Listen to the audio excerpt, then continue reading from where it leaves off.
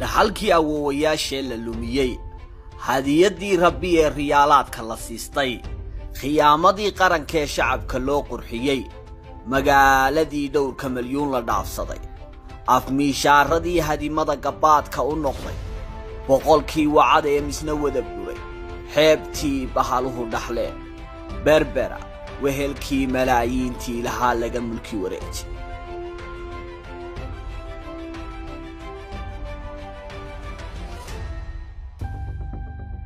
wax kastoo la filayay bilow iyo dhammaad sal waxa uu ahaa ballanqaadiya shacabkiiyo golayaasha dalka lagaga ilaalinayay inay ka hor yimaadaan heshiisyo isbarkan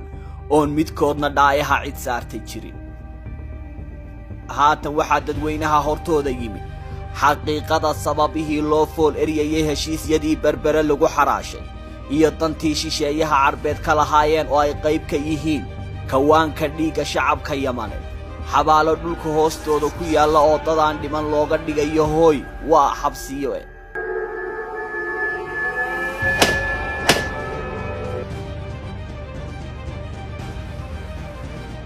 barxad iyo bogcado bad iyo berriba dad aan waxba galabsan laga duqeeyo iyo qalwiyo edeg laga yeelay marsadii berbera hantidii ahayd madiga hadiyadii rabbaaniga ahayd inkastoy weli dhibanayaashu waa shacabke ay ka dhoohan yihiin waxaa iyagu soo taagan dadka hortooda siyaasiyiintii rag iyo dumarba washamsida ku qaaday sidii berbera hoy ugu noqon lahayd maafiyada carbeed ee duubabka xidhan inkastoo dadaal weyn xisbiga talada Soomaaliland hayaa xilligan ugu jiro iskala qaybinta labadii xukuumadood ee talada u kala dambeeyay taasoo ay uga gol leeyihiin in shacabka ay u tusiyaan in shalay reer hebel talada haye maantana reer hebel talada hayo si shacabku tuulaba tan kale hayb ugu difaacdo hadimooyinka labada xukuumadood taasi oo beddelkeedina ceebtii khiyaamo qaran iyo eedii la wada yeelan lahaa aan loo helin meel loo raaco iyo cid lagala xisaabtamo bari ka maalin bal haddaba si jariimadahaasi oo aan la mahadin doonin heshiiska loogu ahaa aan shacabka u muujinno heshiiskii rasmiga ahaa waa maqan yahay sababta keentay warbixinta ayay idinku daawan doontaane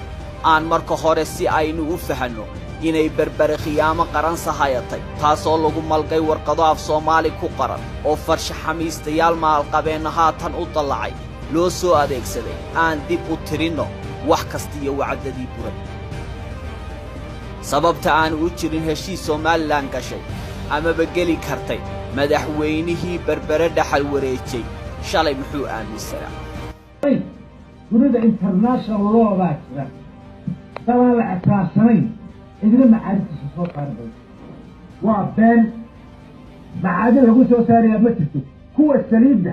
kuwii bariga hore la warisiyo marba force bajoor meel ugu laxdaan waxa la warasiinaya waa qashinka nuclear-ka lagu qubayo maraha loo qaadanaya بلو كبل بانو قادرنا والله سو سارن يا aragtay maal baqar baa la baxshaa baqashay summa lagu daadinaya la geynaya buqaadu wax kale oo laga jeeda bisku waxay ku soo saaraysaa bisku tan barlamaan lama soo marsho marka anagu taaganay golaha si kooban wixii mas'uul kastiba ka hor akhriyay ma fuleen madaxdii mindida daabkeeda lagu aaminay iyo golayaashii la afduubay shalay mid ka wareehoodi rumoobeen maanta shirkadda Dubai World waxay noo ballan qaaday in shaqaalaha dekedda imka ka shaqeeya sidii uu yahay ay u qaadan doonto shaqaalaha dekedda ka shaqeeya waa afar nooc mid wuxuu u shaqeeyaa wasaaradda maaliyadda customs ka shaqeeya ka waxba iska bedeli maayaan cashuurta dawladda waxba iska bedeli maayaan shaqaalaha labaad wuxuu ka shaqeeyaa marine service amba hawlaha badda kaasoo heshiiskaba kuma jiro sidiisoo ahaanaya shaqaalahan wax ku kordha mooyaan markay maraakiibta badata mooyaane waxba ka dhici maayaan dakhligu kuma eka tiradoo keliya waxay naga soo gelaya dekedda afar dakhli marka laga reebo ka kastamka oo isagu sidiisa u socon doona mid waa kaa kiradan taabtay midna waa 10% dakhliga soo gala dekedda oo dhan iyadan kharashka laga reebin midna waxa weeye marka laga reebo kharashka macaashka oo loo qaybsanayo 5% 5% waxa kaloo inta inoo dheer dakhliga naga soo gelaya hawlaha maraakiibteena gaar u leenahay waxaan marka hore cadeynayaa oo aan doonaya inaan tilmaamo this documentkaas ma aha heshiiskii concession agreementkii maaha xagga ugu dambaysana way ku taallaa inaanu sina u noqon karin ama u bedeli karin concession agreementka la wada galay maxaa loo keeni waayey concession agreementkii kobi ka mida maxaa golaha loo keeni waayey maxaanu si ansixinnaa ma agreement maqan baanu ansixinnaa siduu valid u noqonayaa sharciyan wax kaa maqan inaad gacanta u taagto golahaas wuxuu ansixiyadaa sharciya hadduu diidana waa gaar waxba la wadi maayo haddaad taageertaan mudanayaal kaas uunbaa sharciya lama geli karno DB World waxaa wax ka duwan haddaanu la galnana waa dembi qaran dekedeenna yar u horseedi maayo intan qura wax laynala wadaago ama erayada suuqdiga suuqa aanu ka maqallo waxaa ka mid ah mateenna yar baa wax laynagula dhuuqaya waxaanu leenahay maya waa kaa hortiinna yaalla shaqada ugu horraysa dekedda laga qabanayaa waxaa la dhisayaa deked cusub oo 400 oo mitir ah iyo 520 yaard oo extension sida uu heshiiska aanu idinkeenna qeexayo hal sano gudaheed ayaa dekedda lagu bilaabaya wuxuu noqon karaa 6 bilood nidaamka procedure-kii iyo process-kaasi wuxuuna noqon karaa 9 bilood hadduu sanad ka bato wuu buray heshiiskii DB World iyo inagu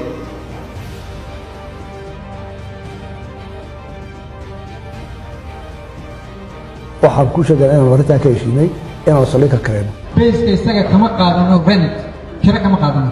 waxaan ku sheegay inaan waritaan ka heshiinay inaan saldhigga kareeno bayska isaga kama qaadano rent kira kama qaadano waxa uu dhamaaday xilligii aa wax qarin karaysay wallaahi uu dhamaaday oo billaahi uu dhamaaday waxa maanta cadaatay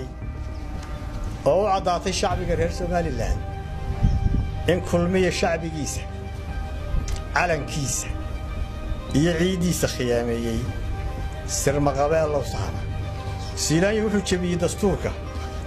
wuxuu khiyaameeyay shacbigii wuxuu himiladoodii ku raday hog madow oo ay adkaanayso in dib looga soo saaro wuxuu mutaystay in maxkamad la hor keeno oo lagu qaado khiyaamo qaran madaxweyne Muuse Biixi Cabdi wuxuu qayb ka ahaa shirqoolka iyo dhagarta kulmiye u maleegay shacbiga Soomaaliland dunida dambaar reer guura hogaamiye kastaan dadka shacabkiisa ayaa mudnaanta leh oo ma jirto dalal diin ku shuraakooba ama sunni iyo shiico saldhigya laysu siiyaaye Soomaaliland sunninimadii xulufada Sacuudiga kuma taanaysay maxay u jartay siyaasadeenna ku wajahan waddanka Yaman annaga siyaasadaydu waa taa waxa weeye waxaanu la jeeninaa oo la jaalnaa dawladaha isbahaysiga waddamada carabta ee sunniga ah labalabayn mayno annagu waxaanu nahay fariiqada shiicada ma nihin ee waxaanu nahay fariiqada sunniga abada ummaddani waa sunni marka iminkaba baarsheel baynu dhexdhexaad ma nihin inkastoo isbedelada dunida guudkeeda ka dhacaya rabitaan shacab lagu meel mariyo inta aad ka xasuusataan bulshadii miidaanu taxriir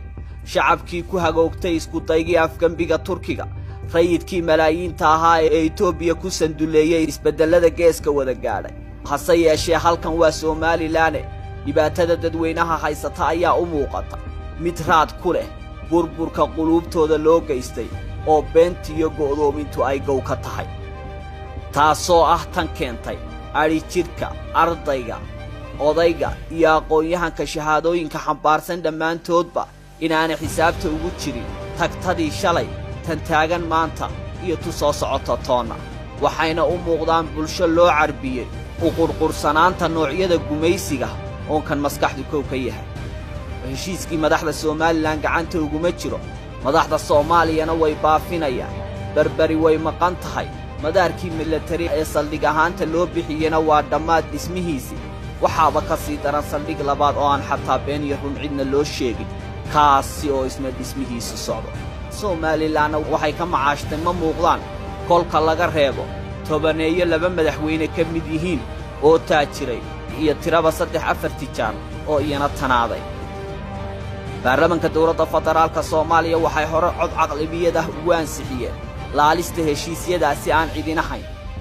hase yeeshee madaxweyne Farmaajo oo qaraarkaasi baarlamaanku ilaa iyo maanta hor yaalo kuma dhici karo inuu qalinka ku duugo ama meel mariyo oo waxa hortaala halis iyo dacwado Soomaaliya lagaga garheli karo waa maxay sababtu maxaase madaxweyne Farmaajo ilaa iyo haatan u raadinaya heshiiskii rasmiga ahaa iyo cidda saxeexday maxaa xulufada Sacuudiga odayga uu u yahay galgalyadii Farmaajo isaga dhagamareen sidee wuxuu jiraan waxaa hubanti la'aana oo la yaqiinsan yahay in heshiisyadaasi saldhigyada iyo dekadda berbera uu qalinka ku duubay ra'iisul wasaarihii hore Soomaaliya Cumar Cabdirashiid Cali Sharmaake xilligii madaxweynihii hore Xasan Sheekh Maxamuud tan ayaa ah halka imaaraadku ka lib haysto sidoo kalena madaxweynaha Soomaaliya ugu maara la'yahay shirqoolka maafiyada Carbeed ku hantiday berbera waxay seetani sahayatay xiriirkii imaaraadka iyo Soomaaliya hore uga dhaxayn jiray waxaanu helay codad abaal sheegasho oo madaxdii Soomaaliya ee waqtigaas iyo sharaakiishii imaaraadka dhex maray xilligii doorashadii dawladda Soomaaliya kuwaasi oo aan xilligan suurtagal ahayn inaanu baahino sababo isbarkan awgeed baahida ugu weyn ee bulshada gurmad iyo baraarujin ugu dhow oo ah helitaanka hay'ado warbaahineed oo ka madax bannaan xanjo meel ku degan iyo mashaariicaysi malafsi iyo masaariif dan gaar ahaaneed iyo kaabayac mushtarayn mihnadeed ayaa suurtagelinteedu tahay midda keliya ee horseedi karta isla xisaabtan jihayn bulsho iyo helidda shacab isku dhawaaqa oo doonistooda siyaasiga ku shaqeeya 9 sannadood ee talada kulmiye SNL gacanta ku haya oo waxaasi oo hadimooyina la isu barkiyay dalka iyo dadkaba waxaa dib isu xasuusin mudan taariikhaha dhacdooyinkii lagu xasuusto madaxweynihii mayalka adka Daahir Rayaale Kaahin oo tusaalayaasha maanta loo soo qaatay ay ka mid tahay dhacdadii sanadkii 2010 xilligii dawladdii Faransiiska xarakada al-shabaab ka haysteen muwaadin dalkaasi u dhashay taasoo al-shabaab Faransiiska ku xidhay inay kaga bedelato soo deynta saraakiil shabaab ah oo xukuumaddii Daahir Rayaale Kaahin ka qabatay xarakada al-shabaab kuwaasi oo Hargeysa ku xidhnaa xilligaas waxaa Daahir Rayaale Kaahin ka dalbaday Faransiiska inuu kaga bedesho sii deynta saraakiishaasi aqoonsiga Soomaaliland oo ahaa wax waqtiga la baadi goobi jiray balse taasi Faransiisku kama yeelin Daahir Rayaalena toodii ma ogolaanin ugu dambayn mudana Rayaale kamuu mid ahayn ururkii SNM halka Siilaanyo Muuse iyo adeegayaashooda SNM u badani berbero idil bad iyo bariba ay ku maqan tahay dhulkii danta guud uu ka soo cad yahay dadkii kala qaybin la dhaxal siiyay xaalkuna allow sahal ku soo idlaaday